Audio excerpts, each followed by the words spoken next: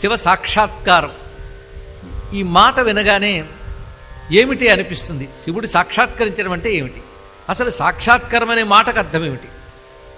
సాక్షాత్కారం అంటే కళ్ళ ముందు కనబడడం అని మనం అనుకుంటాం. కళ్ళ ముందు కనబడితే పదార్థం అవుతుంది. పదార్థానికి ఒక లక్షణం ఉంది, అది పుడుతుంది, పెరుగుతుంది, పోతుంది. శివుడు అటువంటి వాడు కాడు. అలాగని కళ్ళ ముందు కనబడ్డా అంటే కళ్ళకే కాదు, అసలు సాక్షాత్కారం అనే మాటకు అర్థం ఏంటంటే అనుభూతి. ఇది ప్రధానమైన అర్థం. ఇక్కడ అనుభూతి పొందడమే సాక్షాత్కారం. భగవత్ సాక్షాత్కారం, ఆత్మ సాక్షాత్కారం అనగానే పెద్ద డిజిటల్ సౌండ్తో ఆత్మ అనే వస్తువేదో గోచరించదు. అది అనుభూతి ప్రధానమైనటువంటిది. అనుభూతి ఎలాంటిదంటే ఆదిశంకరులే చెప్తారు, ఆనంద స్ఫురదనుభాభ్యాం నతిరియం అన్నారు శివానంద లహరిలో. అది భగవద్ అనుభూతి అంటే శివానుభూతియే శివ సాక్షాత్కారం.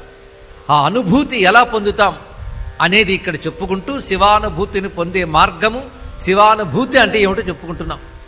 భగవద్ అనుభూతి పొందడానికి అనేక మార్గములు మన శాస్త్రం ఏర్పరిచింది. ఎందుకంటే పరమార్థం భగవద్ అనుభూతే. మనకు ప్రపంచానుభూతి బాగా ఉంటుంది, పరమేశ్వరానుభూతి ఉండదు.